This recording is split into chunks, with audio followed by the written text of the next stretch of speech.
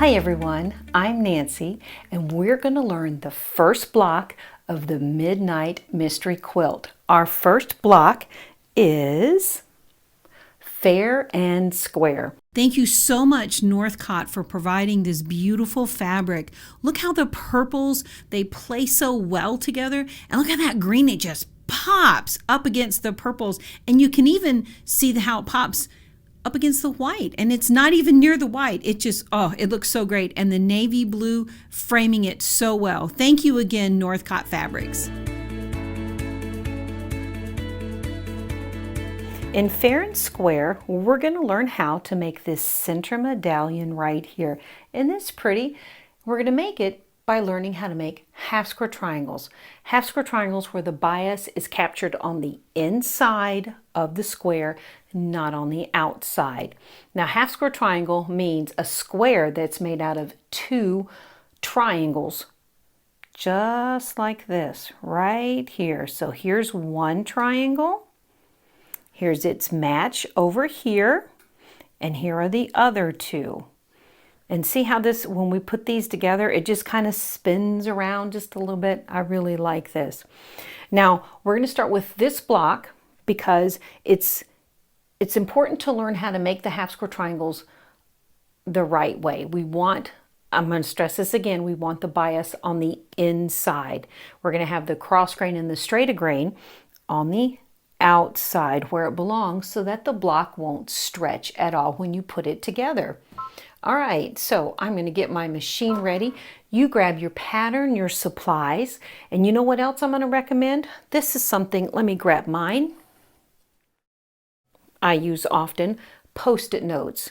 So when you've got your pattern here and an ink pen, when you've got your pattern here beside you, the directions, go ahead and write down what color that you're going to be using to go along with this. It's easier for me, even though it might say it on the pattern for you to like say use green or purple or lavender, I still have to write it out, and I'll use a different color ink pen than what my printer is printing in. Like, you know, the printer prints in black ink, so I'm gonna write in like electric blue color or lavender so that I can see it and my eye goes directly to it. And I also underline, sometimes I'll go through and I'll underline the quantity that I'm going to have to cut and the size just so that my eye goes right towards it. It just helps me a lot to stay organized.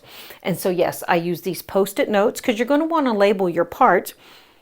And see, I've labeled the parts. The pieces and parts are very important to keep organized. And another little thing that I do, let me move this out of the way, is I keep two bowls in my area, like where I'm sewing at. Well, actually, I've got three on the table. I'll keep some notions in a bowl just quickly so that they're not like your seam ripper or, well, actually, I keep my seam ripper in here. And I'll show you how to use my seam ripper soon enough. So we're going to put it in here. But if you ever need to change out anything on your sewing machine, I keep certain supplies right here with me, an extra bobbin, some thread, tweezers. You never know, you just never know. And always have the seam ripper handy. Have your pin cushion nearby. I got my little pin cushion here. Isn't it cute? I just love this one. Now, here's what I also use the bowls for. This bowl right here, now you don't have to use bowls. I just like to collect them. So this kind of has a quilting pattern on it. I love it. So anyway, I'm going to put my scrap pieces, like my trash, in the bowl. It may not be trash. I might just throw like the little crumbs and the little pieces in here that I need to. But I always keep that handy so that I don't end up knocking in the floor and having to vacuum it up. And I'll keep another one because as I'm cutting, you know, when you cut in strips, when you're working on something, it always seems like there's some pieces left over. Well, I'll just plop them in a bowl, and this is my extra bowl, and that's just what I like to do. And so just in case you forgot to cut a piece, you can go to your extra bowl and find it. So I like to keep those things handy with me. All right, well, let's get started because we're here to make a block, aren't we?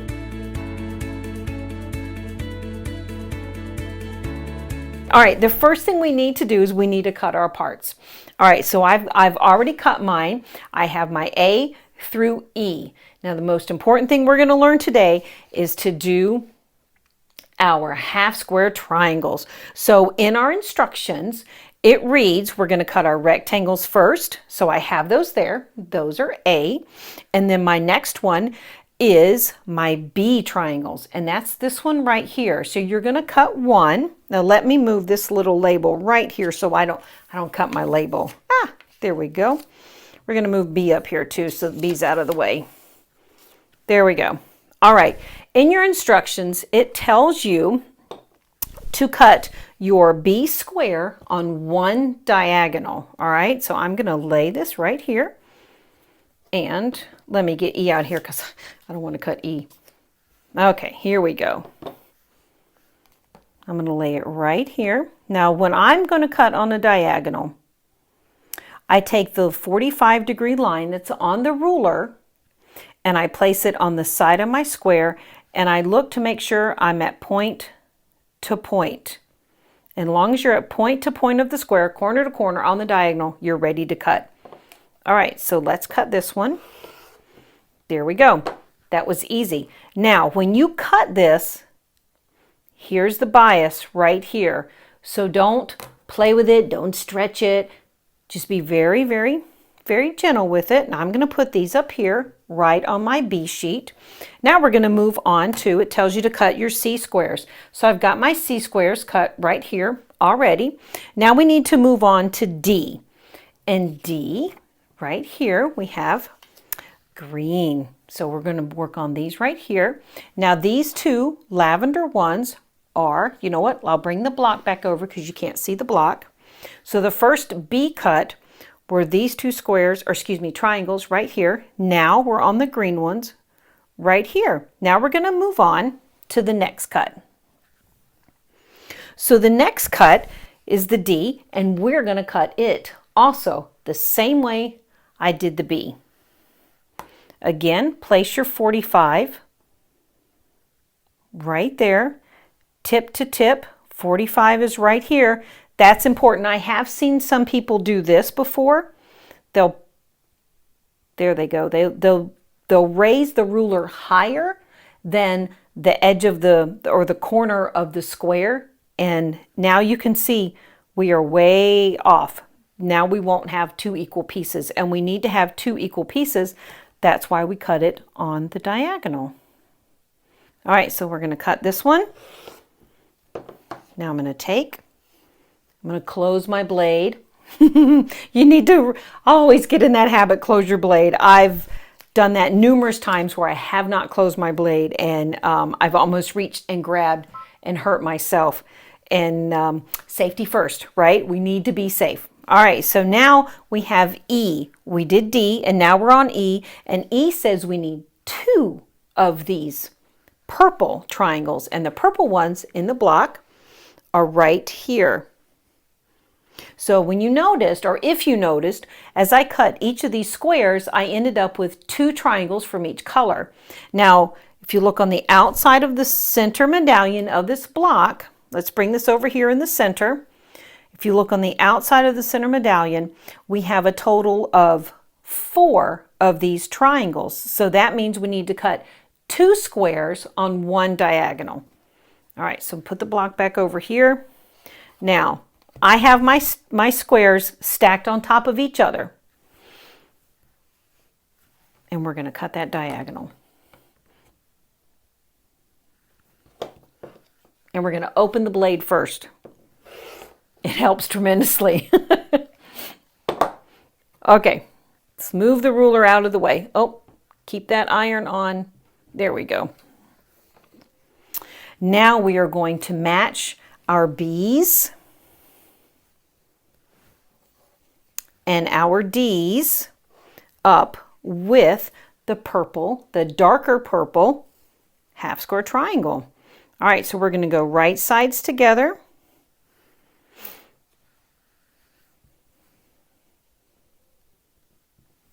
I'm going to go ahead and line these up, and then we're going to sew them.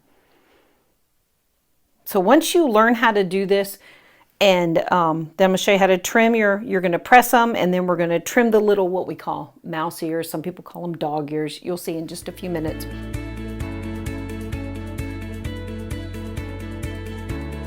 so now, remember I showed you, I've got these right sides together. Now if you need to align them or you need to put a pin in them, please do so. But when you're working with half square triangles or these triangles where the bias is right here, don't roughhouse them. Just be gentle, just gently push them with your fingers so that you don't stretch that bias. All right, let's put this over here. And now we're going to sew the 1/4 inch seam, and we are going to sew on this leg of the triangle, which is the longer leg. All right.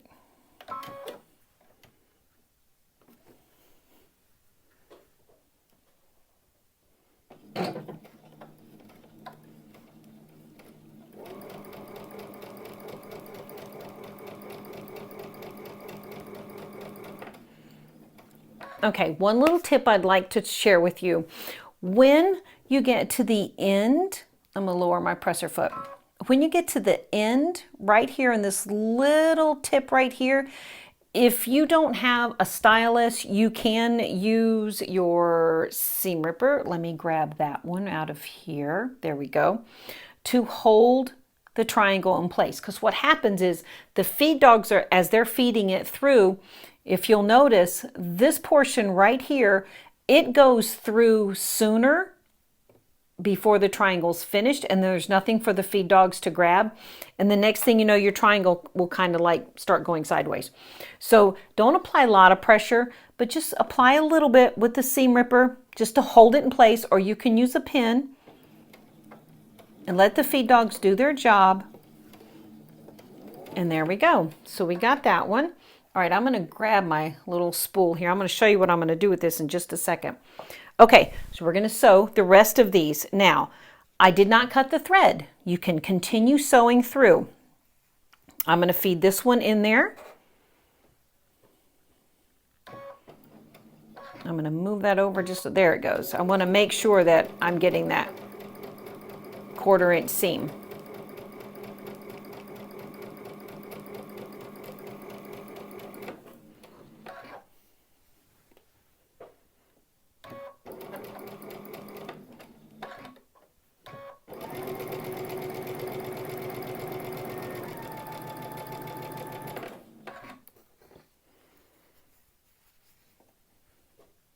And the last one.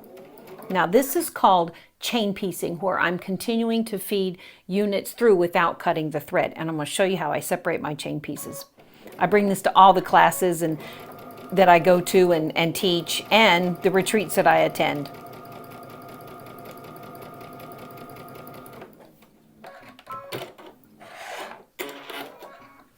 Okay, now that we've sewn all 4, see?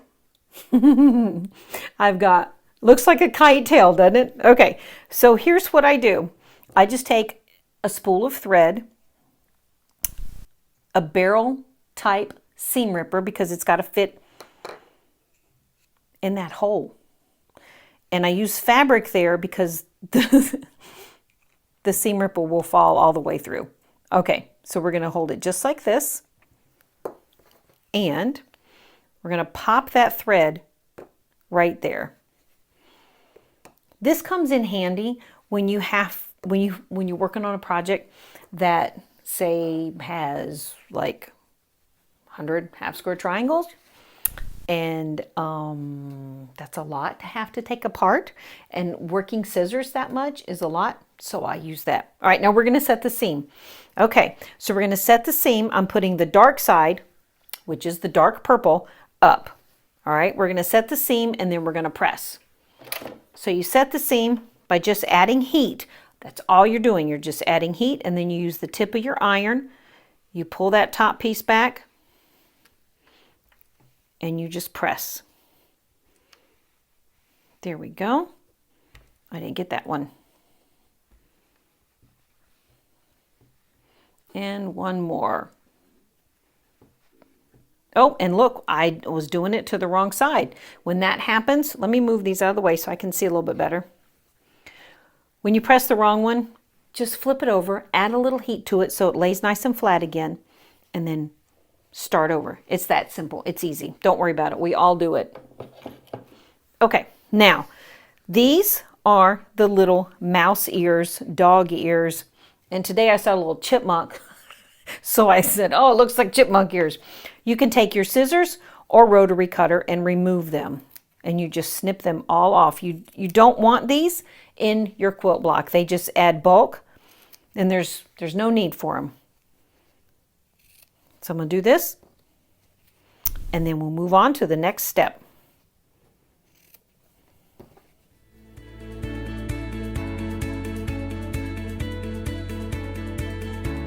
All right, so we're going to make this.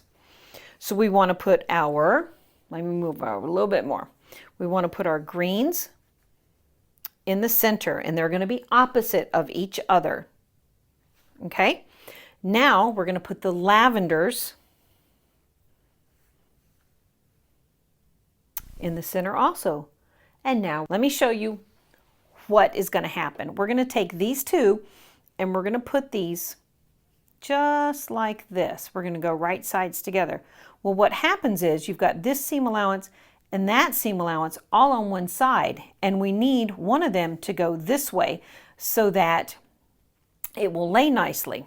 So what I'm going to do is I'm going to take the green and purple ones, and I'm going to make the seam lay on the green side instead of the purple side. That way my block will stay nice and flat. And I just wanted to show you that because that happens often.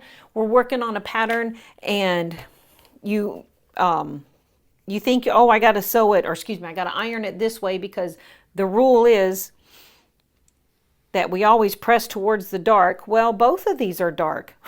They're both dark. So which one do we go? All right. And if that ever happens when you go to match your units together and the seams aren't nesting nicely, take a look to see if it's possible for you to flip the seam the other way. And all you gotta do is just heat set it with the iron and it's done, lickety split. Now, oops, if it'll just lay flat, now they're gonna go together really nice. So we're gonna take these two and we're gonna go right sides together. Okay, and see right here, this seam goes to the right and this seam allowance goes to the left. That's exactly what we want. All right, let's take this to the machine. There we go.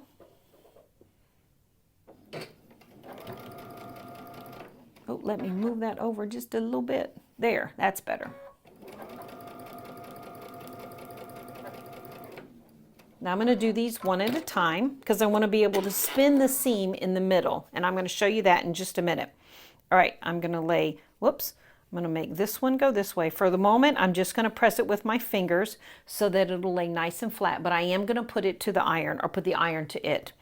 Now, we're going to do these two. Same thing, see? Let me move it up with my fingers. There we go. We got the seams going in the opposite directions.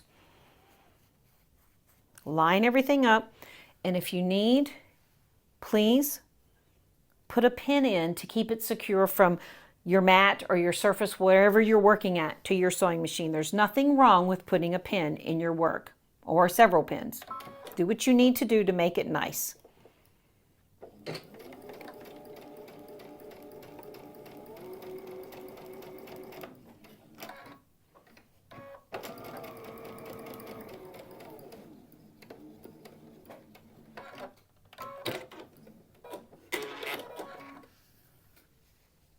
There we go. All right, so let me press these quickly.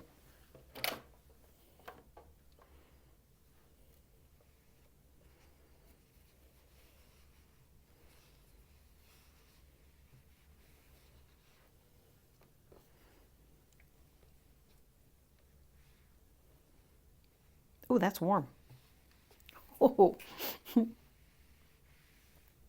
All right. Bring our little pieces back. Here we go. So now we're going to sew the top half of the center medallion to the bottom half. Okay, we're going to, oops, let me push that over here. We're going to nest these seams just like this. See, they're going in opposite directions. There we go.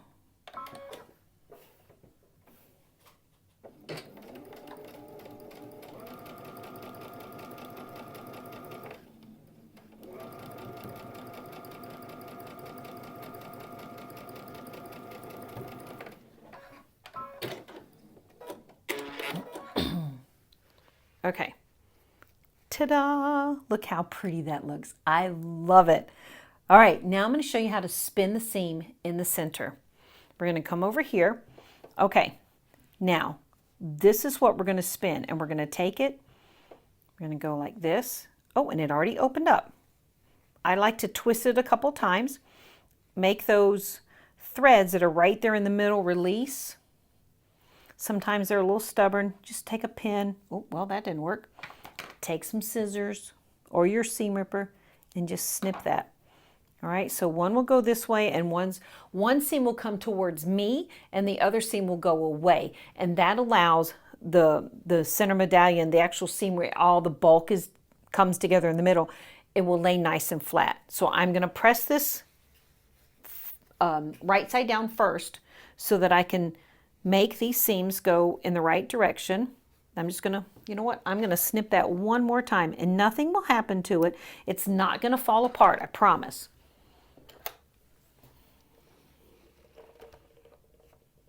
And you just give it a little heat. And then you flip it over. Oops, I'm going to give it a little bit more heat. A lot of bulk in there. There it goes. Okay. Now, it's hot. It's pretty. Now we're ready to construct the rest of the block.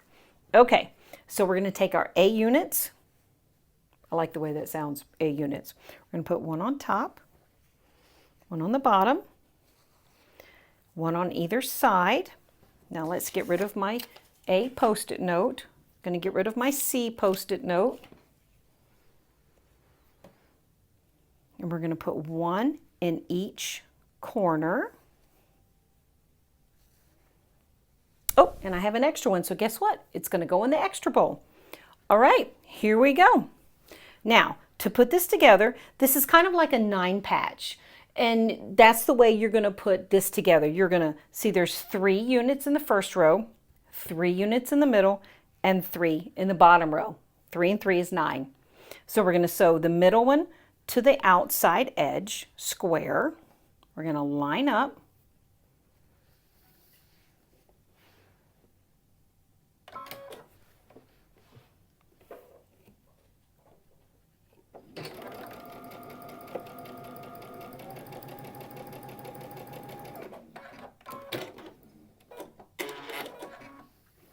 Okay. Now, when we start pressing these, I'm going to go ahead and tell you now that you're going to press all throughout this block, fair and square. You're going to press all the units to the rectangles or the bricks, okay?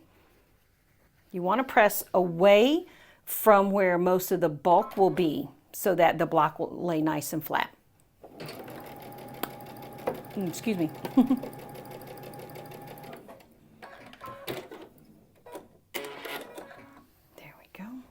Now we're going to go on to the center, align, and I'm going to put a pin right here, and then I'm going to put a pin over here, and there's a lot of bulk in here. So when you begin to approach this area right here, your needle might make like a thunk noise. That's what it's go thunk thunk. So if it does that, it's okay. It's supposed to. It's just all this bulk that it's having to go through. And now, depending on what type of machine you have, if your feed dogs kind of hesitate, they don't want to pull the block through because of the bulk, just pull it a tiny bit from behind. Not a whole lot. Don't jerk it. Just give it a little tug so that it just nudges that, helps it along a little bit.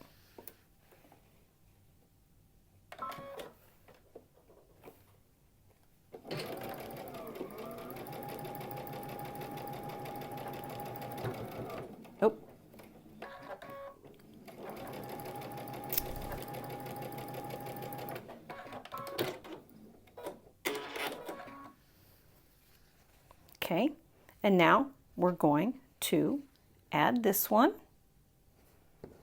Okay, now I'm going to put a pin on this side because the seam allowance is going towards the feed dogs, and I just want to make sure that everything stays lined up as I get closer to them.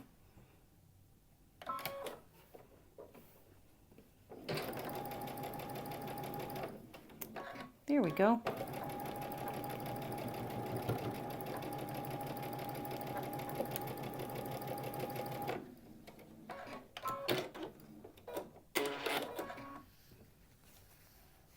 All right, now we're on the bottom. We're going to do the same thing just like we did up top. Okay, let's press this. Now remember, I said we need to press towards the bricks. I was working on this earlier and I forgot. I pressed it all the wrong way and I was like, oh my goodness.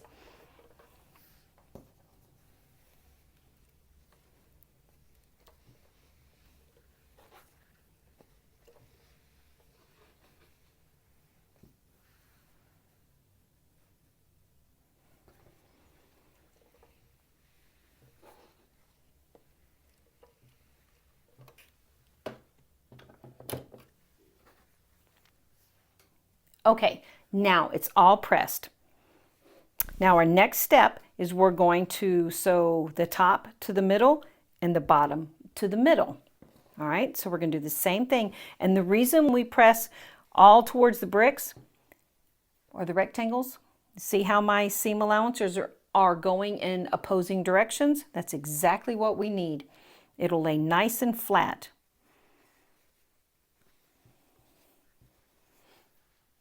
All right, I put a pin in these to keep them in place.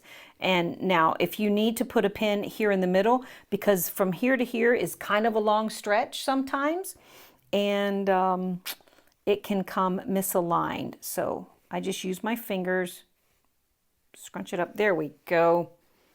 All right.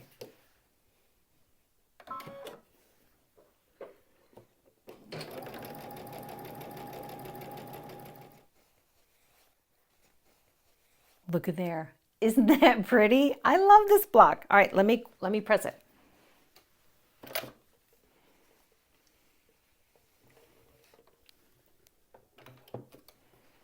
Okay. Now your first block is done, fair and square.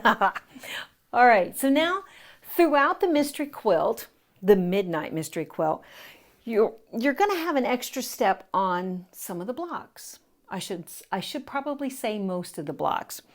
Notice how this one right here has a navy blue framing. A lot of the blocks you're going to be adding that after you piece the block. So I will tell you at the end, after we finish making each block, if you need to go ahead and add a framing to your block. There are some that you will not have to do that to. So you have your choice. You can cut your framing now and add it to the block now as you finish, or you can save it till almost to the end. So when we go to put the body of the quilt together, you will need, if you have not by then, you will need to add your framing to your block. Now, here's what I'm going to suggest. The block themselves, each block is going to measure 8.5 inches before you put your framing on.